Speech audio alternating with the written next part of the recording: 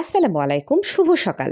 আজ ২৪ সেপ্টেম্বর ২০২৫, ৯ আশ্বিন ১৪৩২ বঙ্গাব্দ, পহেলা রবিউস সানি ১৪৪৭ হিজরি। জানিয়ে দিচ্ছি বাংলাদেশের স্বনামধন্য বেশ কয়েকটি পত্রিকার অনলাইন ভার্সনের শিরোনামসমূহ। প্রথম আলো। আলোচনা সভায় বক্তারা, নবাব ফয়জুন্নেসার জীবনী পাঠ্য বইয়ে অন্তর্ভুক্ত করা এখন সময়ের দাবি। ইস্টার্ন ইউনিভার্সিটি ও মালয়েশিয়ার ইউআইটিএম শিক্ষা গবেষণায় পরস্পরকে সহযোগিতা করবে। যকসুর নীতিমালায় পরিবর্তন চায় ছাত্রদল। এদিকে সৌদি গ্র্যান্ড মুফতি শেখ আব্দুল আজিজ আল শেখের ইন্তেকাল। নিউ ইয়র্কে আখতারকে ডিম নিক্ষেপ ইস্যুতে এনসিপি নেতাদের প্রতিবাদ।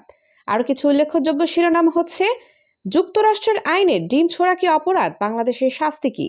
পাকিস্তান ভার্সেস শ্রীলঙ্কা, হারিসকে ফিরিয়ে ম্যাচ জমিয়ে দিলেন চামিরা। বিএনপি মহাসচিবের সাক্ষাৎকার ঘিরে বিতর্ক। জামায়াত এনসিপিতে তীব্র প্রতিক্রিয়া। বিসিবির খসড়া ভোটার তালিকায় কারা আছেন এবং কারা নেই। চলে যাচ্ছি দৈনিক ইত্তেফাক পত্রিকার পাতায়। জাতিসংঘে গাজায় ক্ষুধার্তদের ছবি প্রদর্শন করলেন এরদোগান।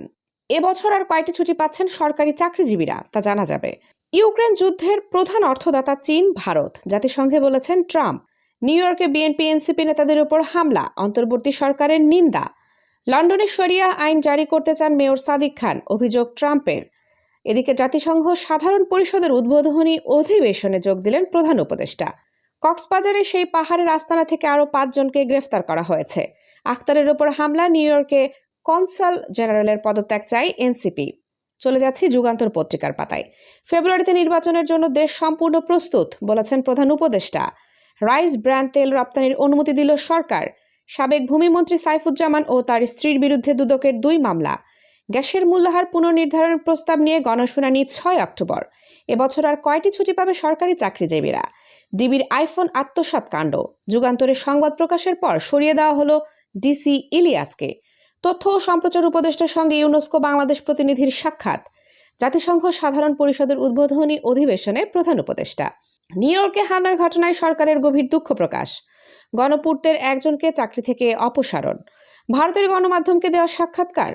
সেদিন ডক্টর ইউনুস যে বিশেষ বার্তা দিয়েছিলেন তা জানালেন মির্জা ফখরুল। আতিক সহ ২১ জনের বিষয়ে অগ্রগতি প্রতিবেদন ২২ অক্টোবর। যে ডলার আছে তা দেশের আপৎকালীন সময়ের জন্য পর্যাপ্ত নয়, বলেছেন অর্থ উপদেষ্টা। চট্টগ্রাম বিমানবন্দরে পাইপলাইনে জেট জ্বালানি সরবরাহ শুরু। নির্বাচন ঘিরে শুরু হচ্ছে ইসির সংলাপ। রাজধানীতে আওয়ামী লীগ ও নিষিদ্ধ ছাত্রলীগের আরও ১৩ নেতাকর্মী গ্রেফতার। চলে যাচ্ছি আমার দেশ পত্রিকার পাতায়। রাজনৈতিক সহিংসতা সহ্য করা হবে না। আওয়ামী লীগ ও জাতীয় পার্টিকে নির্বাচনে চায় বিএনপি। জামায়াতকে আর সুবিধা দেওয়া হবে না, আশ্বাস মির্জা ফখরুলের। জাতিসংঘ সাধারণ পরিষদের উদ্বোধনী অধিবেশনে প্রধান উপদেষ্টা। আখতাররা কেন বিমানবন্দরে ভিভিআইপি সুবিধা পাননি, জানালো সরকার। প্রাথমিকের শিক্ষকদের আমরণ অনশন কর্মসূচি ১৭ অক্টোবর। জাতিসংঘের কঠোর সমালোচনায় ট্রাম্প। কলকাতার পত্রিকার সাক্ষাৎকারটি ফেক, ভুল বোঝাবুঝির সৃষ্টির ষড়যন্ত্র। পবিত্র ফাতেহা ইয়াজদাহাম ৪ অক্টোবর। জুনিয়র বৃত্তি পরীক্ষার রুটিন প্রকাশ। কেউ সংখ্যালঘু বা সংখ্যাগুরু নয়, আমরা সবাই বাংলাদেশি, বলেছেন ডাক্তার জাহিদ। সবশেষে চলে যাচ্ছি নয়দিগন্ত পত্রিকার পাতায়। নিউ ইয়র্ক বিমানবন্দরের ঘটনায় বাংলাদেশ সরকারের বক্তব্য। স্বর্ণের দামে আবারও রেকর্ড, ভরি ১,৯৪,৫৫৯ টাকা। আওয়ামী লীগ তাদের অন্যায়ের জন্য বিন্দুমাত্র অনুশোচনা করে না, বলেছেন মির্জা ফখরুল। এদিকে শাপলা প্রতীক পাচ্ছে না এনসিপি, জানিয়েছে ইসি সচিব। মির্জা ফখরুলের সাক্ষাৎকার নিয়ে বিভ্রান্তিকর শিরোনাম না করার অনুরোধ বিএনপির। এদিকে পাকিস্তানকে ১৩৪ রানের লক্ষ্য দিল শ্রীলঙ্কা। জাতিসংঘ সাধারণ পরিষদের উদ্বোধনী অধিবেশনে প্রধান উপদেষ্টা। পুলিশের জন্য কেনা হচ্ছে ৪০,০০০ বডি ক্যামেরা, জানিয়েছেন অর্থ উপদেষ্টা। ফেব্রুয়ারির প্রথমার্ধে নির্বাচনের ব্যাপক প্রস্তুতি নিচ্ছে সরকার। প্রধান উপদেষ্টার সফর সঙ্গীদের নিরাপত্তা দিতে ব্যর্থ সরকার, জানিয়েছে এনসিপি। গাজায় দুর্ভিক্ষের আরও অবনতি হচ্ছে, জাতিসংঘের সতর্ক বার্তা। কক্সবাজার সৈকতের অবৈধ দোকান উচ্ছেদ ও লাইসেন্স বাতিলের উদ্যোগ।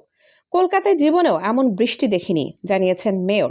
সবশেষে জানিয়ে দিচ্ছি আবহাওয়ার সংবাদ। আজকের সর্বোচ্চ সম্ভাব্য তাপমাত্রা ৩২ ডিগ্রি সেলসিয়াস এবং সর্বনিম্ন তাপমাত্রা ২৭ ডিগ্রি সেলসিয়াস। সারা বাংলাদেশের বিভিন্ন জেলায় আবহাওয়া শুষ্ক থাকবে, কিছু কিছু জায়গায় হালকা থেকে মাঝারি বৃষ্টিপাত হতে পারে।